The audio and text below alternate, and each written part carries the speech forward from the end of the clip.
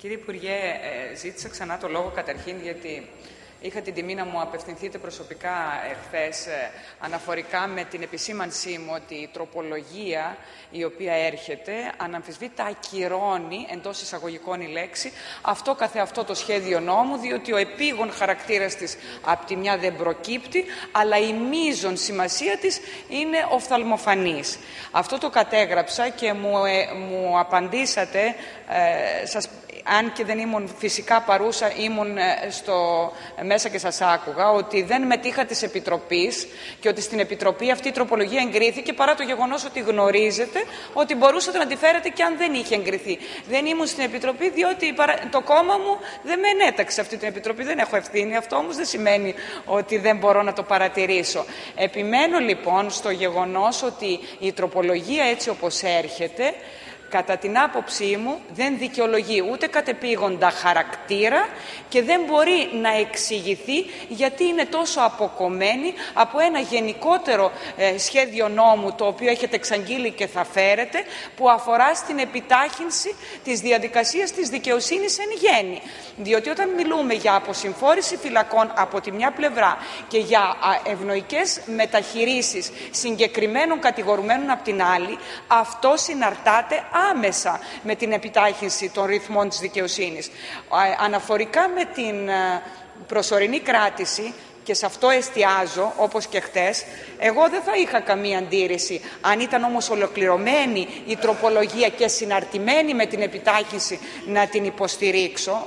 Μιλάω σε πρώτο ενικό, διότι η παράταξή μου ούτως ή άλλως έχει το αίτημα της απόσυρσης όλης της τροπολογίας και αυτό θα υποστηρίξω, γιατί δεν είναι ενιαία, διότι αν επιταχύνατε τις διαδικασίες με ένα σχέδιο νόμου το οποίο να το συζητήσουμε και το οποίο θα βοηθήσει τη δικαιοσύνη, σίγουρα θα μπορούσατε και να μειώσετε το χρόνο του ανώτατου όρου της προσωρινής κράτησης και να εξαλείψετε τη διάταξη εκείνη που αφορά στα πλημελήματα κατά συρροήν, επειδή ήταν φορτογραφικές διατάξεις των δύο μεγάλων πολύ νεκρών δυστυχημάτων του Σάμινα και των Τεμπών, και βεβαίως τον τρόπο με τον οποίο καταγιγνώσκεται πάντα η προσωρινή κράτηση, που αναμφισβήτητα για το νομικό μας πολιτισμό δεν είναι τιμητική, εφόσον ουσιαστικά φαλκιδεύει το τεκμήριο αθωότητος από τη μια εκδοχή και από την άλλη είναι μια κατάγνωση ποινής πριν ακόμη καταδικαστεί κάποιος. Όμως, το σημαντικό σε ό,τι αφορά στις άλλες τροπολογίες και ιδιαίτερα στην αποσυμφόρηση των φυλακών, κύριε Υπουργέ, κυρίες και κύριοι συνάδελφοι, διερωτώ με ρητορικά, πιστεύει κανείς ότι η αποσυμφόρηση των φυλακών μπορεί να πραγματοποιηθεί με την εξαγορά της κάθυρξης?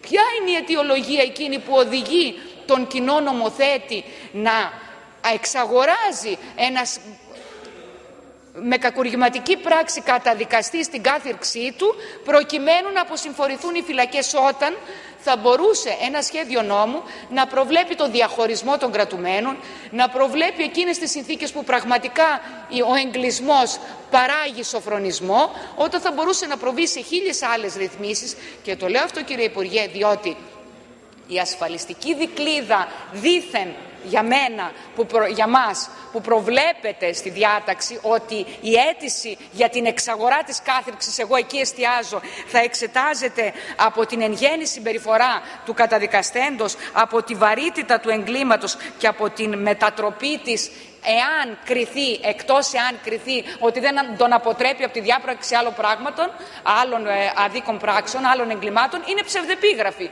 Διότι η μεν βαρύτητα της πράξεως έχει ήδη κριθεί, γι' αυτό του επευλήθη κάθυρξη, η προσωπικότητα του κατηγορουμένου έχει ήδη εγκριθεί μαζί με την κατάγνωση της ποινής.